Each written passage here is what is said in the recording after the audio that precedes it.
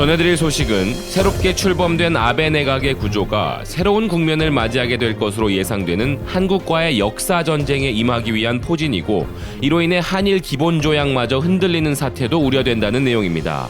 구독과 알림 설정으로 빠르게 BK 뉴스를 확인하시기 바랍니다.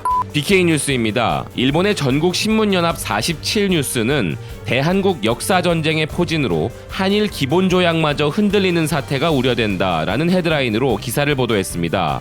새로운 아베 내각은 매우 중요한 과제인 사회보장제도 개혁과 경제대책에 더불어 또 다른 관계 악화가 예상되는 한국과의 역사전쟁에 임하는 태세를 갖춘 것으로 보이며, 전개에 따라서는 양국 관계의 기초가 되는 한일 기본조약까지도 흔들리는 사태가 우려되지만, 아베는 한국의 강한 자세로 맞서고 있는 것으로 보인다는 것인데요. 기사는 새롭게 아베 총리 내각에 입각된 모든 강요들에게는 여러 가지 특징들이 있지만, 대한국이라는 관점에서 보면 아베는 실무면에서도 한국을 대하는 자세에서도 한 발짝도 물러서지 않을 태세를 갖추려고 한 것이라고 할 수 있으며, 이는 역사전쟁에 임하는 진용이라고 봐도 좋다라는 일본의 야당 간부의 말을 전하고 있습니다.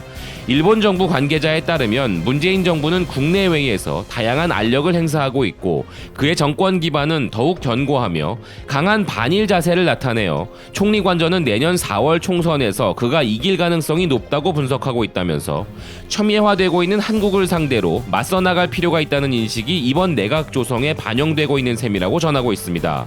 이런 부분에서 내각 관료들 중 가장 주목받는 사람으로는 모태기 외무상과 고노 방위상을 꼽을 수 있는데, 두 사람은 모두 높은 영어 실력과 영향력이 있다는 공통점이 있고, 국가안전보장회의 멤버들로서 일치된 외교안보 전력을 바탕으로 한일 양국과 지역 안정에 도움이 되는 행동을 한국에 요구하는 한편, 국제사회의 아베 정권의 입장을 알리는 것이 두 사람에게 요구되는 역할이라고 언급합니다. 모태기 외무상은 9월 하순에 참석 예정인 유엔 총회에 맞춰 한국의 강경화 외교부 장관과의 첫 회담이 실현되면 정부의 방침으로 강제징용 판결에 대한 대응과 국제법 위반의 조기 해소, 위안부 합의 성실 이행을 한국에 촉구할 태세이며, 고노 방위상에게는 지소미아 종료 문제가 중요한 테마가 될 것이고, 북한 비핵화 연계 강화도 중요한 미션이 될 것이라고 이야기합니다. 그리고 하기우다 신임 문부과학상을 포함한 다른 장관급 관료들에 대해서는 그들이 10월에 예정되어 있는 야스쿠니 신사 추계 대제에 참배할 것으로 예상된다는 자민당의 원로 정치인의 의견을 이야기하고 있는데요. 다카하시 총무상은 지난 3년간 매년 야스쿠니 신사 참배를 해온 바 있고, 하기우다 문부과학상과 니시무라 경제재생상은 참배를 하지 않은 아베를 대신해 아베 신조 이름으로 복납을 하는 등 모두 야스쿠니 신사에 참배하는 국회의원 모임의 회원으로서 상시적으로 야스쿠니에 참배를 하는 멤버들이라는 것입니다. 2017년 4월을 마지막으로 야스쿠니 신사를 참배하는 강요는 없었으나 이는 주로 중국에 대한 배려라고 알려져 있는데, 이번에 만약 강요 중 누군가가 참배하게 된다면 그것은 2년 반 만에 벌어지는 일로서 국가를 위해 순직한 분들에게 감사드린다는 참배 이유를 들겠지만, 한국 정부가 이에 대해 강하게 반발할 것은 틀림없는 상황임을 언급합니다.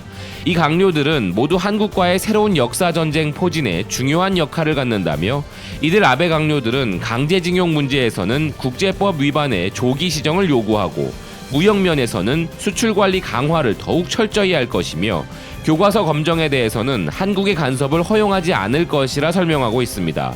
또한 아베 내각에 편향되지 않은 보도는 용납하지 않을 것이며, 영토나 해양 권익의 문제에서는 한국에 엄격하게 대응할 것이고, 강요들 간의 협업을 통해 강한 아베 정권이라는 자세를 나타낼 것으로 보여진다면서도, 과연 이러한 대응을 통해 한국 정부로부터 양보를 끌어낼 수 있을까 하는 회의적인 질문을 기사는 던지고 있는데요. 그 이유로 한국은 9월 이후에도 일본을 WTO에 제소하고 일본을 수출 우대 국가에서 제외했으며, 시민들에 의한 일본 제품 불매 운동도 점점 더 확대되고 있기에 아베 정권이 아무리 강하게 나선들 한국은 양보할 생각이 전혀 없어 보인다는 의견을 이어갑니다. 하지만 물론 아베는 이런 전개를 예상했을 것으로 보인다며, 지금의 한일 갈등은 따지고 보면 한일 기본조약을 둘러싼 근원적 대립에 기인하는데, 이것은 일본이 한반도를 식민지화한 한일 병합은 합법이냐 불법이냐 하는 질문인 것으로서, 이에 한국은 병합은 불법이라고 하고 부당한 식민지 지배하에서의 징용은 모두 불법이라는 입장을 취하고 있는 이상 양보하는 일이 절대 있을 수 없기 때문에 바로 이 부분이 한일 간의 역사 전쟁의 핵심이라고 이야기합니다.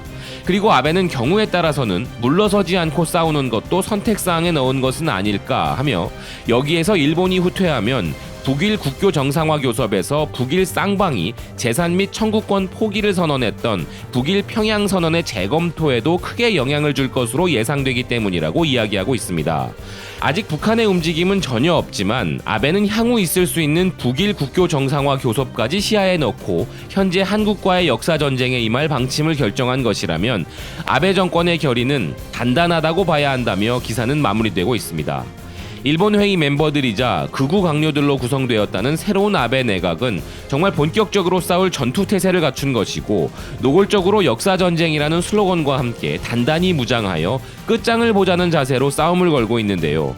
기사의 주장대로 한일 갈등은 지금까지 진행된 것보다 앞으로가 더욱더 심각한 상황으로 이어질 가능성이 높기에 우리가 더욱더 관심을 가지고 주목해야 할 것이며 각자의 자리에서 일본에 대항하여 할 수 있는 것들을 조금의 방심도 없이 끝까지 해내야 한다는 의견입니다.